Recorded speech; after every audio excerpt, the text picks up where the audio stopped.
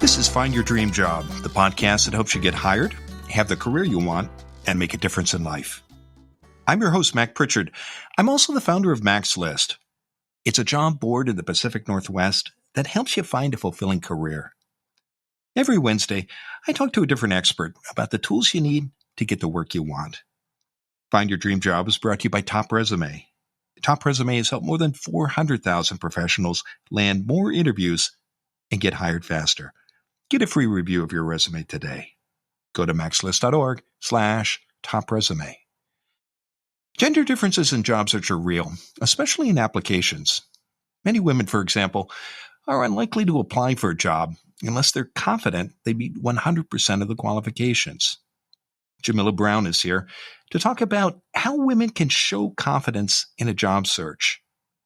She's a career strategist and a co-founder of the 5-Minute Career Hack. It's a podcast and a coaching company that helps you change your career and get the salary you want. Jamila joins us from the city of New Orleans. Well, let's jump right into it. Jamila, why does confidence matter in your job search? Why is it important?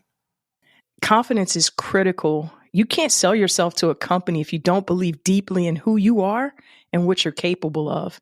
That can come out in the interview process as well as once you're on the job. And people tend to lose confidence in people that don't exude confidence in who they are. If you really can't sell yourself, no one's going to buy into you as a leader or in that job.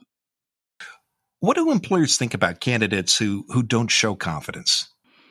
Well, and I'll take it back to my time when I was in a hiring manager position, which was most of my career. And you can oftentimes sniff out a person that is not as confident as they need to be. And it raises red flags for the person that's hiring you, whether that's an HR manager, a recruiter that's involved in that process, or the actual person you'll be working directly with. It raises red flags, and it'll cause a recruiter or a hiring manager to actually dig deeper to find out, why is this person kind of shrinking in this interview about the things that they've done in their career that are showing on their resume when they don't have the confidence. So that's the first red flag that oftentimes people will look for when they're interviewing. And I advise my clients and our community on that on a regular basis is you've got to walk in there with confidence and exude that confidence, because if not, you're going to cause that person to dig deeper into your work history and your experience to find out what's the disconnect. And why does that disconnect matter? I want to dig into that because there may be listeners who think, well, I've got the skills, I've got the credentials. Shouldn't that be enough, Jamila? Yes. And if we were bots or computers solely, then it probably wouldn't matter. However, human nature dictates that we gravitate towards people, especially in the workplace, that exude confidence, but also in relationships. You want to know that you'll be able to count on that person. And so when you see wavering in their confidence, you're less likely as a human being to want that person on your team. Because will they show up? Will they execute? Will they get the job done? Those are all questions that'll ring in the back of that person's mind when they're interviewing you. And that's just a human characteristic, in my opinion, behavior psychology that suggests that. And it's important. And if you raise those red flags, as I was mentioning earlier, they're going to want to dig in, and they're probably going to have that bias in the back of their mind throughout the rest of the hiring process. So the moment someone else comes in the door in that same applicant pool and expresses themselves in a confident way, they're going to strike you off the list. You're a career strategist, and you mentioned you've done a lot of hiring before you started your current company. When you're looking for confidence as a hiring manager, what are the signs that somebody is confident? Well, first and foremost, oftentimes we're coaching people on their resume and building their professional brand around listing tangible, concrete, statistical accomplishments and goals and things that they've actually done in their career. And if I see that on a resume, if I'm the hiring manager, I see that on the resume, but yet they don't really speak to in the first person what they've actually done. And they tend to speak more team and we and less results that I accomplished. That's a direct sign that something's off here. Something might not quite be what I need for this person in this role, because they're unwilling, even though they put this on their resume or it's on their LinkedIn profile, they're unwilling to speak about their accomplishments. They're unwilling to brag.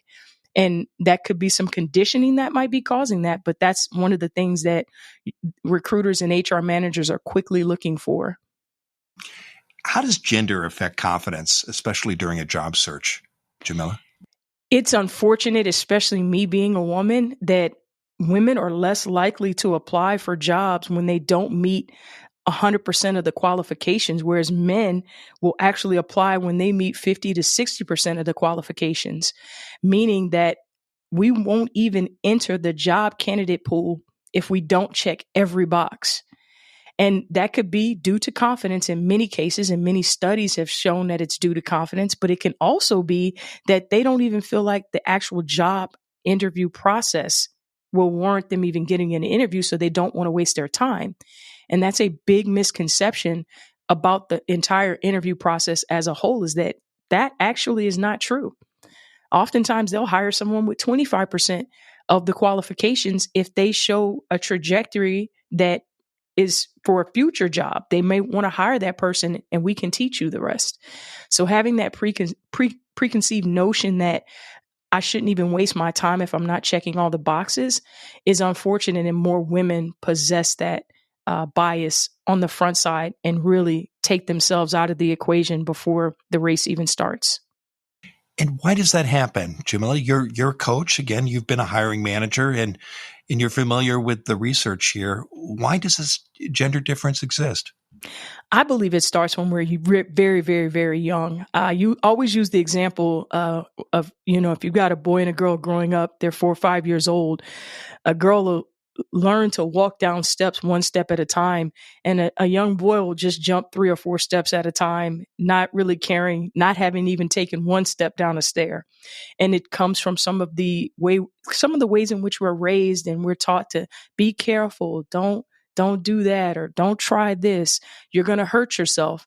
And young boys are not treated in the exact same way at an early age. And so there's this built-in fear of be cautious, be careful, that exists in most women, and it's very, very difficult to overcome.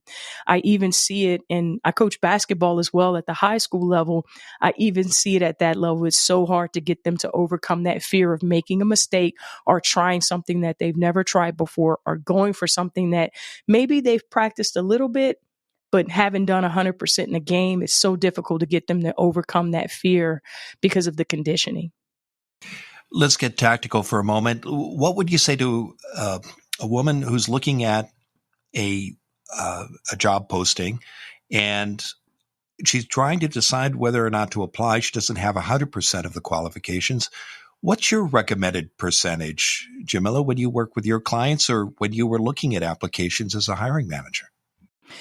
Honestly, if you feel like you've got experience that correlates in some way, shape, or form to the position that you're looking at currently, you should apply. Worst case scenario, you get an interview or you're able to talk to that recruiter, even if you don't get the job, about other things that you needed in that moment to get the job. Without that information, you'll never be ready for that job. And I think that's so important, that sometimes people see it as a zero-sum game. If I don't get the job or if I don't get the interview, man, I'm not capable of doing that job, versus using it as an opportunity to gain more insight, gain more experience, and be able to pick that recruiter's brain. And most recruiters really appreciate that. They really appreciate that engagement after the fact, and they're more likely to keep you on the short list of people to reach out to for future opportunities. So that would be the first thing I would say. Okay. And for those out there who love numbers, just to simplify it, is there a cutoff? I mean, do you need 25%, 50%, 60%? What's been your experience? If I have to give you an exact percentage, which I hate to do, but I'll give you an exact percentage because I know I'm a numerical person as well. I would say around 30 to 35%. If you meet some of those qualifications, especially if they're ones that the recruiter has been told by the hiring manager, hey, I'm definitely looking for someone that has experience or education in this specific thing. You're not sure about that information when you apply, but if you happen to meet it, you could actually get an interview. Terrific. Let's take a break. And when we come back in the second segment, Jamila, I want to talk about the steps that you take your clients through for that help women show confidence in a job search. And I know you've got some very specific ideas, and I want to walk through them one by one. So stay with us. When we return, Jamila Brown will continue to share her advice on how women can show confidence in a job search. How confident are you about your resume? Find out what the experts think. Go to maxlist.org/top resume. Top Resume will review your resume for free. Go to maxlist.org/top resume. Learn how you can fix your resume yourself or hire Top Resume to do it for you. Go to maxlist.org/top resume. Now let's get back to the show.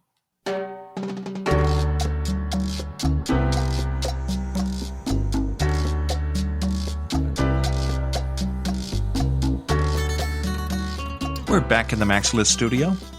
I'm talking with Jamila Brown. She's a career strategist and a co-founder of the 5-Minute Career Hack. It's a podcast and a coaching company that helps you change your career and get the salary you want. Jamila joins us from the city of New Orleans. Now, Jamila, before the break, we were talking about how women can show confidence in a job search, and we dove deeply into the gender differences that exist, particularly in applications, and you shared great advice about what you should think about when reviewing and thinking about applying for a job. Let's talk through the advice you share with your clients, women clients, about how to show confidence in a job search. And one of the first steps you recommend is that women take time to recognize that you are enough. What do you have in mind here, Jamila? Yeah, that's the first thing that I address, especially when coaching women clients, but also male clients as well. And throughout our community is that, number one, let's level set. You are enough. You are capable of doing the job that's in front of you. And while we might have to level set where you are from a qualification standpoint, that does not mean you don't, number one, deserve that opportunity and that you won't excel in that opportunity. You are absolutely enough. And maybe we just have to finesse and correlate your experience and your education in a way that is appetizing to the recruiters and get you past the ATS system. But first and foremost, you need to be committed to you and knowing that you're enough. That's so important. And so we level sit there and we say it out loud and we rehearse saying it out loud so that they can really embody that and embrace that and start to exude that confidence. Why do people think they're not enough? Why do they think they're not qualified or they don't have the skills when in fact they do? I think there's a variety of reasons, and some might not even stem from what they've actually done in their career. It could be workplace trauma that has happened to them and they've had someone, a boss or a peer or someone give them feedback that wasn't true or that they bought into that's sitting there subconsciously that's holding them back. I've dealt with probably more of that than any other reason as to why someone might not be confident, but it's very difficult for them to realize that that's the reason. So a lot of times I'll take them through an exercise where we just start talking about the first time you felt like you weren't good enough to be in this role. Do you remember when that time was? And taking that time to really reflect and go back into their history, if you will, when they uncover the moment and we work through that entire experience, they're able to unlock and move forward, especially when we situate the experience in its proper context, in its proper place. They're able to move forward. But that's more often than not what's the cause of lacking that confidence and not believing that they're enough. So that's a way to understand your value, especially if you're a woman. What stops people from doing this, from taking that step? Well, number one, you need a coach. I believe everyone needs a coach for any area of their life that they're trying to grow in, whether that's you want to lose weight or you want to eat better, whatever that might look like. Sometimes it helps to have an independent person assess the situation and guide you through to get to the results that you're looking for. I think that's oftentimes the issue. It's not so much that they don't want to get through it. It's just that they don't even know how to navigate or where to start. Second step you recommend women take to show confidence in a job search is to trust the process. Tell us more about this, Jamila. Yes, I think we automatically have an ego situation going on, if you will, in all of our minds about whether or not we're going to be accepted or rejected. And the interview process or the application process at the start has nothing to do with acceptance or rejection. And getting that off the table, throwing that out of the window early helps them to be more mechanical and businesslike in the or in the application process. And so we really coach individuals to understand that this is a business. Your brand is a professional brand, it's a business, and the application process is a part of that. You're not going to get an interview for every application that you put out there. You're not going to get a job offer for every interview that you go on. And every job is not the job that you actually want. You may learn something through that process. Just like any other dating relationship or any other business relationship, it's important to go through the entire exercise and not take it personal. How do you recommend listeners, especially women, both set and manage expectations as they go through this job search process? I often like to start with a formula. It's not absolute and it's not statistically proven by science, but having some numbers, to your point, those that are numbers people, having some numbers to guide you on, okay, if I fill out 10 applications, I'll probably get 20% response. Might not include an interview, but I'll probably get one or two interviews potentially, provided all things are equal from a resume, LinkedIn, and experience standpoint. I'll probably get one interview. If I get one interview, my probability of getting a job offer is only about 50% at best once you get the interview. At best. So that formula doesn't get you the job offer. So you probably will need to do more interviews. And that might vary a little bit from industry to industry, but that's the part that we really work with our clients and our community on, is really focusing on your specific industry as well as your experience and the volume of applications, the right applications that you need to fill out to get interviews and then turn those into job offers.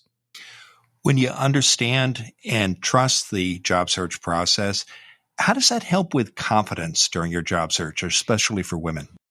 Well, number one, if you're not thinking about the fact that I'm being rejected as a person, that is the first thing. You're able to just do this like a machine, like a business, and crank out to get the result that you want to get. So I think that's the first thing. And then second, you'll enter the interview process, the job offer phase, prepared to negotiate because you're treating it like a business and not a personal situation where they're rejecting me or not raising my salary to the place that I would want to take this job.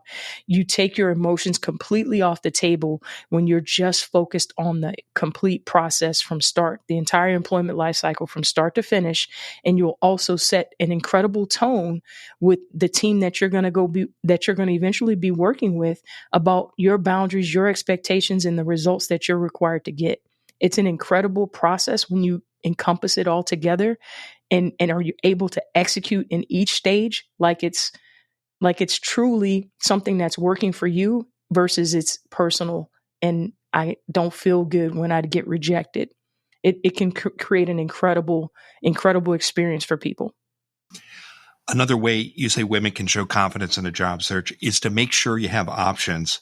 What do you mean here, Jamila? I personally, there's always going to be that job that you really, really want or that company that you really, really want to work for. And I believe it's important to have those targets in sight. You know, we all should dream, we all should hope for what we really want in life, but it's extremely important that we all understand that timing is everything. So having options, multiple options or other places, a B, C, D plan while you work towards the ultimate dream and ultimate goal is critical. So someone coming right out of college, you may not be able to get that job that you want today. But what is the A, B, C, D, E, maybe even F part of that plan that leads you to that? So having multiple options at each stage of your career, if the A option isn't available, is important. How does having more choices, having more options help women show confidence in a job search? Yeah, it feels great to be wanted. I learned this at an early age, being recruited out of high school to play at the next level in college. It feels amazing when more colleges want to recruit you and have you come play at their school. Just having one doesn't feel good. It doesn't feel good. It again, we'll go back to that ego part. It feels good to know that people want you. So when you have options, it absolutely instills confidence that I get to make a choice in this situation about what I want to do next. It also positions you and gives you leverage to negotiate, which is huge. It's a very huge point from a salary and compensation standpoint that I believe all women should be in position to achieve, as well as men. Finally, you say in order to show confidence in a job search, you always have to be willing to try. How does this help women in particular show confidence when they're looking for work? Well, if you don't try, I'm sure everybody's parents at some point told them, if you don't try, you'll never have the opportunity to achieve and get the thing that you want. And sometimes trying means actual development in the process. Like I mentioned earlier in the interview process, if you take that interview and you're able to connect with the recruiter, you have an opportunity to ask some questions of that recruiter to help you get better in the interview process, as well as qualify for that job if you don't get it in that moment. But if you never try, if you never attempt, you're just sitting there in your thoughts about what could have been. And that's not a great place to be mentally or emotionally. And it definitely doesn't breed confidence when you go into that next mode of let me apply for this job. Because all you're thinking about is the one that you didn't apply for that you really wanted to. Well, it's been a great conversation, Jamila. Now, tell us what's next for you. I'll tell you, we're doing some exciting things at the 5 Minute Career Hack. It is incredible season for us right now. And honestly, for all coaches for that matter, it's a growing industry that doesn't even seem to have a ceiling. We just started an interview series I shared with you offline as well, Mac, that we're really excited for. And we're bringing entrepreneurs, we're bringing different industries to the table for folks to share their journey with our audience. And so you can tap into that on our YouTube channel and see these interview series every Monday. It's such an exciting series because we're getting people from all over the world and from all walks of life and from all industries that you can learn from in less than 20 minutes every week, if that's an industry you're interested in, or if something resonates in their story to help you grow and go be great yourself. It is indeed a great YouTube channel, and I hope listeners will check it out. We'll be sure to include a URL for the 5 Minute Career Hack in the show notes and the website article about your interview. And I know, Jamila, you also encourage listeners to connect with you on LinkedIn. As always, I hope they'll mention they heard you on Find Your Dream Job when they do reach out to you. Now, given all the great advice you shared today, Jamila, what's the one thing you want a listener to remember about how women can show confidence in a job search? The thing I would share with women is, number one, you only live once. I know it sounds very cliche, but you truly only live once. And to not go for the things that you want and desire and frankly are probably overqualified for would be a shame. Go be that example for the next woman coming behind you and strive to be your best in this moment today. Be present and go after what you want to go after today.